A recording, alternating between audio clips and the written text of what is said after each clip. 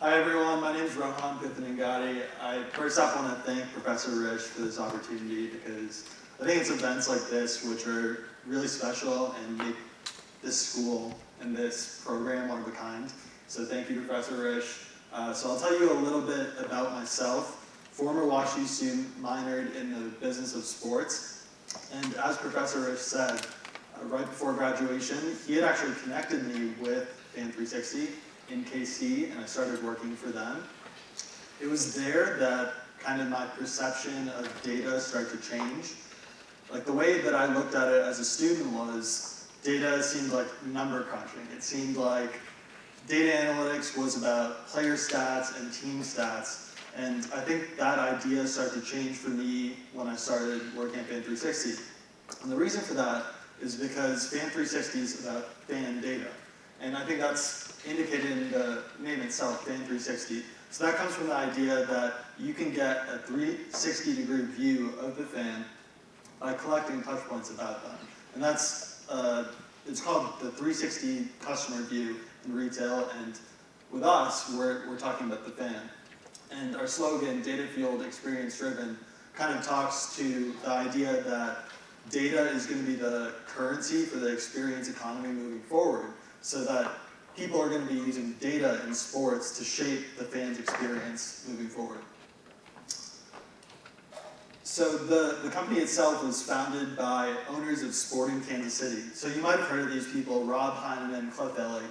So those are big names in Kansas City because they created this team. And they were focused on the fan experience. So they thought of the fan experience a couple of ways. So like the product on the field, the atmosphere of the game, and then they also thought about the technology. So if you think about the product, Sporting Kansas City has actually been like a pretty dominant team. Not sure how closely you guys followed MLS, but they've been a great team over the last decade or so, and they've done a really good job of putting a great product on the field. And when you think about the atmosphere, and I'm not sure how many games you guys have been to for the MLS, but the atmosphere of these games is like pretty electric. I mean, you compared Sporting Kansas City to like Portland or Seattle, like it compares really well because these games are sold out and the atmosphere is just awesome for an MLS game. Which is why like St. Louis, when they were talking earlier, they were saying like they were using Kansas City as a reference point for the way that they want to shape their fan experience. And then lastly, I'll touch on the technology that's used. So like when it comes to using your mobile app, like a Sporting Kansas City mobile app, you can mobile order and then use it for ticketing to enter the stadium. And then Wi-Fi, the Wi-Fi is another aspect of it. And then the way they use data to kind of change the fan experience and to make adaptations as the season's going along. So FanThreeSixty works with clients in sports, and they work with big organizations like the United States Tennis Association, like Speedway Motor, which has like 8 tracks across the US. They work with colleges like UVA and Rice, so we work with colleges to help them develop their data strategy. And then we work with teams like the Sioux Falls Skyforce, so that's a G League team. So we work with them to help them develop that strategy. And other teams like Real Salt Lake, that's an MLS team. The Kansas City Mavericks is a ECHL, NHL-related affiliate to the Calgary Flames.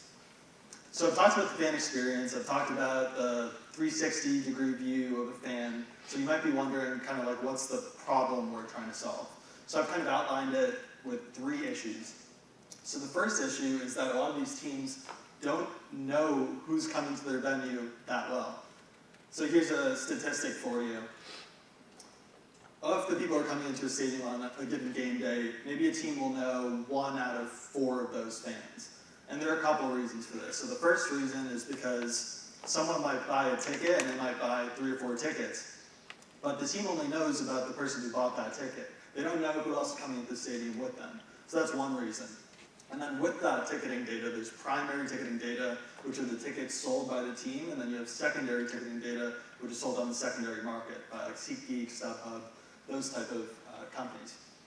And teams often look at ticketing data only, and they might not be using their ticketing data, their merchandise data, and their food and beverage data, their Wi-Fi data to paint like a full picture. So they might just be looking at one type of data and not bring it all together. So that's another reason why their view of a fan base might be limited.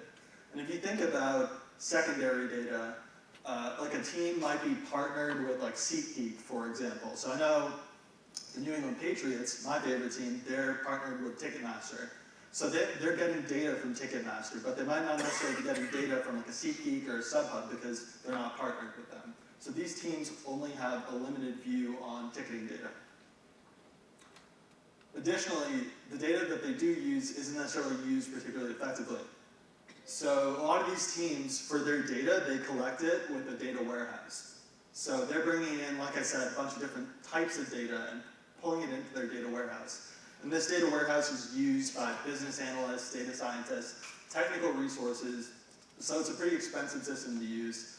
And then they query on this data, and they'll send it to like different teams in the business.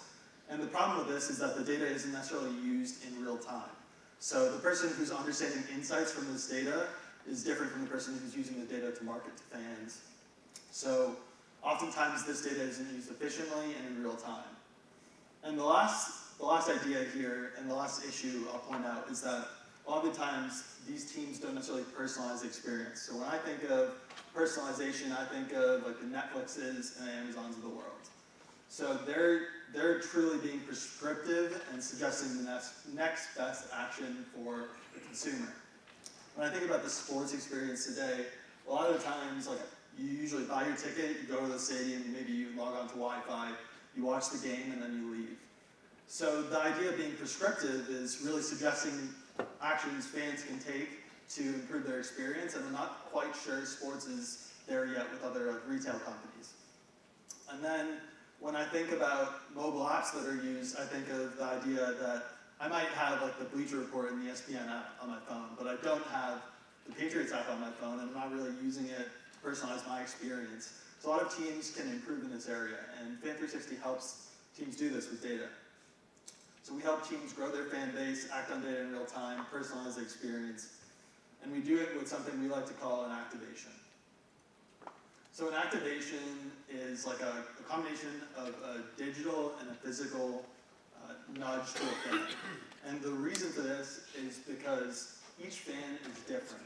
So like you might have a casual fan who's just entered the stadium for the first time. You might have a season ticket member. They might have just crossed the stadium. They might have logged onto Wi-Fi. They might have looked at something online related to the team. So each fan is different. And what we do at FanThreeSixty is we collect the data, and then the goal is to help teams act on their fans. So there's like a 5-step process here. You see good data and bad data at the beginning. And the idea is that we cleanse this data. So we're able to reformat it, take out the errors, because people will just submit incorrect data to get to that next step. And then we clean it. And then we connect the data. So I mentioned that there are data sources. So there's like ticketing data, there's point of sale data, there's Wi-Fi data. And you bring it all together, and then it becomes connected. And it gives you a clearer picture of who the fan is. All right, guys. And then you can enrich the data by adding data to it. So we're able to predict things from data points. So say if you know someone's zip code, we could potentially know what their household income is because we know the area that they live in is more affluent or less affluent. And then we're able to get like an aggregate view of these fans to better understand who they are. And then finally, like as a marketer or a salesperson when you're using our system, when you get that view, you're able to act on those fans, contact them, and engage with them. I'm going to go into a little bit more detail on some of these. So what our system does is it brings in this data from a bunch of sources, and it packages audiences for these teams. So a marketer can go into our system and see, like, there's a group of season ticket members who I can contact. There's a group of active app users who just use your app, and it's worth potentially sending them a message. And then they can go and create their own audiences within our system. So a team can go in and do this. So this is what like data on someone like yourself might look like. And you might not realize that this is happening, but sports teams have single profile views of fans who are entering their stadium. And like I said, that data is limited, but they have individual views of these fans where a salesperson or a marketer can then go and act on that data after they see it. So like a salesperson can go make a phone call with this information. A marketer can go send an email to these people or send a message through that. So it's all personalized. So I told you that we enrich the data by making predictions. So if Amelia Edwards, she's a college student, say she just logged onto Wi-Fi at the stadium, we're able to tell, like, potentially what types of things is she interested in based on her actions on the website. Like, is she big into Twitter? Is she big into ESPN? And we know that it's the very first time that she's logged on to Wi-Fi. So we've categorized her already as a net new fan. And let's say she's downloaded the mobile app and opted into sharing her location. We then are able to know that she's potentially like 3.5 miles from the stadium. She's an undergraduate student and she's making X amount of dollars. And let's assume she bought a couple of tickets for her event. Like, FanThreeSixty is able to tell a sports team, this is her potential customer lifetime value over the course of her career as a sports fan. And what type of ticket she's interested in, where she usually sits. So we're able to intelligently tell the team more about the fan based on their actions. So this is kind of the full view of an activation. So it starts with the data coming in, you have data sources, and then FanThreeSixty creates audiences from these data sources and tells you how you should be acting with them. So for a marketer, this is ideal because they're given these audiences, and in real time, they can send them like a win-back program, a sales program, or an offer through Wi-Fi. And I'll go through a couple of examples here. So for parking, let's say you have 30,000 people on game day who purchased tickets for the event. And those people have not yet bought parking. So our system is automated in that it tells the team, these people haven't bought parking and they're a potential opportunity for the team because they might be using Uber or Lyft to get to the stadium. So this is a really intelligent way of making revenue for the team. And let's say you have college students, and for example, we have UVA as a client. So the University of Virginia, you have a lot of people who bought merchandise for Virginia, but they haven't yet gone to a game. So our system is going to tell the marketer then that these people are a great opportunity because they've spent a lot of money at the school, but they haven't necessarily made that next step in buying the tickets. And then lastly, like, you have football season ticket members, so those people usually renew like parking seats yearly. So the point here is that we're able to offer them a discount for the ability to renew their parking. And we bring in like ticketing data and we bring in parking data in order to do this. So this is like kind of the picture of going from data to audiences and to acting on an insight with an activation. And I'd like you to like probably put yourself in the shoes of a marketer. Like currently, the way that you do this is that you take audiences and you put them into an email system and then you send out these audiences. And it takes time to go from the first step to the next step. But with FanThreeSixty, what we like to do is we have a mobile app which allows marketers in real time to go to a stadium and just at the click of a button send out like these activations which are personalized to the audiences and then monitor those metrics like while they're at a game. So you can just imagine yourself at a game acting on these audiences and monitoring it in real time, seeing like how well did my activation do. So I'll briefly talk on like an activation that I worked on myself. So I had the opportunity to work on a birthday activation with Sporting Kansas City.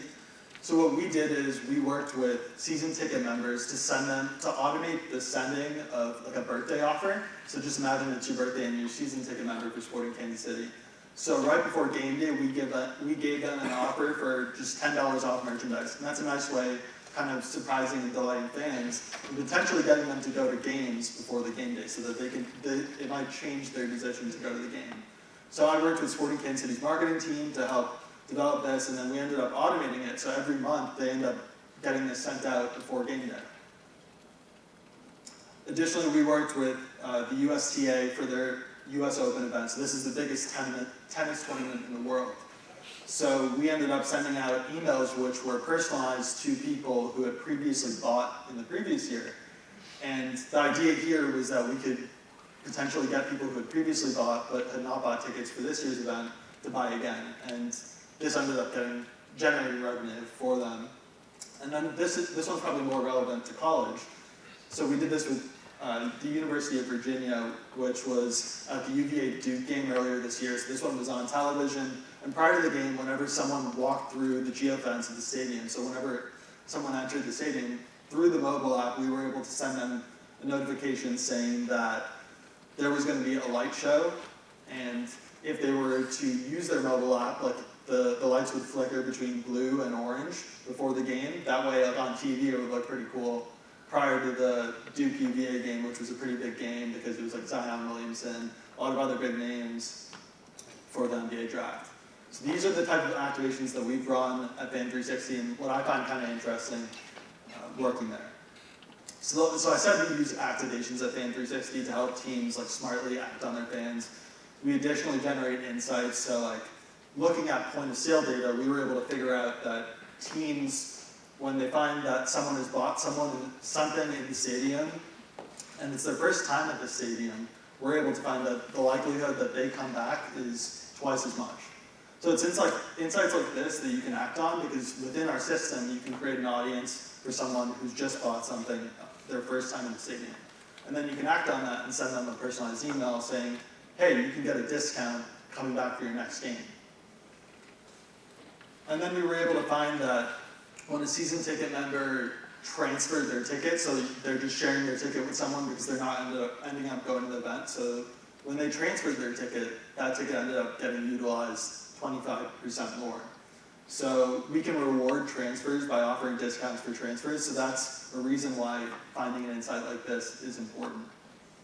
And lastly, FanThreeSixty does predictive models and data science. So we're able to tell teams like how likely it is that a certain fan might buy a ticket package, or how likely it is that a fan might drop their season ticket member status or might renew. So with one of our clients, like Charlotte Motor Speedway, we were able to cluster fans and bucket them into groups by how likely they were to renew their membership for the year. And we were able to identify like roughly 90% of droppers ahead of time, which is huge for these teams because they prioritize their time based on models like this. So that's kind of what I do at FanThreeSixty. Hopefully that gives you an idea of the way that sports teams currently use their data today and how that might be different from the way you look at data as being like more focused on player data or team data and how businesses actually use data. So if there are any questions, feel free to ask away. Any questions for Rohan? How poor are the worst professional teams at doing this? How much like are they generating for the revenue? No, we're showing us Oh. what the best Oh. practices are. What are worst practices these days? I think with marketing, I think it's the issue is that data is siloed. So a lot of these teams, they'll just be looking at one source of their data as opposed to bringing it all together. So there are teams which don't even have like built-out marketing departments, and they don't have the resources to do stuff like this and activate on their fans. So a lot of these teams that don't even have marketing departments, like they don't have their own app. They don't have communications which they can send out to these fans. So I think it's as bad as that. Like, they don't have like, built-out marketing teams which can look at analytics and use apps to send out communications. So I think Is that that's most of them, or is that just some of them? I think most of your professional teams in like the NHLs and the NBAs and the NFLs, they have the resources for stuff like that, as you've seen with like the Bulls and stuff, and those types of teams. But it's like the G League teams, the ECHL teams, which might be less well off. Thank you, Rohan.